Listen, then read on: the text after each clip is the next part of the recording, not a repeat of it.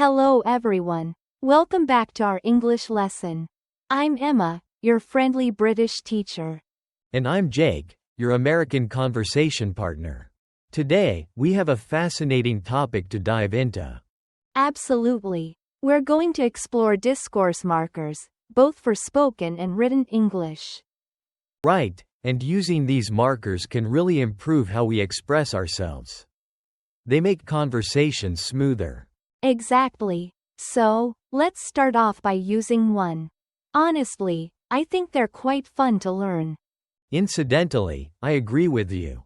They definitely add a lot of personality to our conversations. Great use of incidentally, Jake. This phrase is perfect for introducing additional, related information. Thanks. So, what's our first dialogue about? Let's imagine we're discussing travel plans. Ready? Absolutely. So, Emma, I was thinking about visiting Italy next summer. Oh, Italy. I love Italy. As a matter of fact, I was there last year. Really? That's awesome. What did you enjoy the most? To be fair, I loved the food. Italian cuisine is just incredible. Sounds delicious. Incidentally, did you try making any dishes yourself? I did. It was quite challenging, but all things considered, it was worth the effort.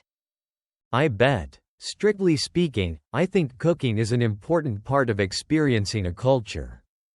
Couldn't agree more. So, do you have any specific places in mind in Italy? Well, I've been thinking about visiting Florence and Rome. Do you recommend them?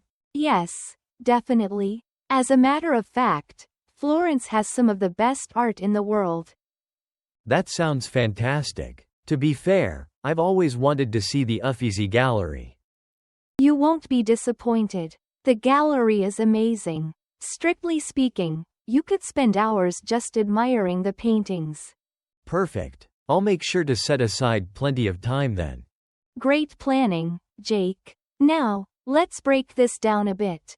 Sounds good. What should we focus on first? Let's look at the discourse markers we used. For example, as a matter of fact, adds emphasis to what we are saying. Right, and, to be fair, is used to present a balanced opinion. Exactly. And, strictly speaking, provides a precise perspective on a topic. What about incidentally? What's its role? Incidentally, is fantastic for adding related information without changing the main topic.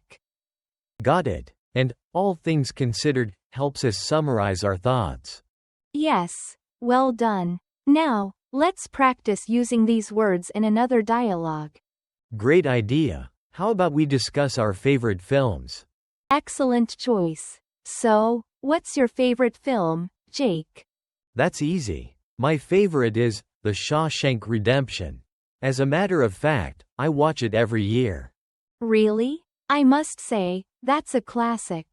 Incidentally, have you read the book it's based on? No, I haven't. But to be fair, I am not much of a reader. That's understandable. All things considered, not everyone enjoys reading. Exactly. Although, strictly speaking, it's interesting to think about the differences between a book and its film adaptation. Definitely. I think the book often provides more depth to the story. I totally agree. Incidentally, which film did you watch recently? I watched The Grand Budapest Hotel. All things considered, it was visually stunning. Oh, I love that film. To be fair, Wes Anderson's style is quite unique. Absolutely. And I think, strictly speaking, his films create a whole new world. So, it seems we both enjoy unique films. Yes, and we used quite a few discourse markers too. We did. Now, let's quickly go through the vocabulary we learned. Perfect. So we have incidentally, which we used to add extra information. Then there's as a matter of fact, which is great for emphasizing a point. To be fair, helps us to provide balanced viewpoints. And, all things considered, is so useful for summarizing our opinions. Lastly, strictly speaking, clarifies a precise idea. That was a great lesson. Any final thoughts? Just remember to use these markers in your conversations. They make a big difference. For sure. I'll try to include them next time we chat. Fantastic. And in our next lesson, we'll explore idioms. They're really fun. Oh, I can't wait. See you next time.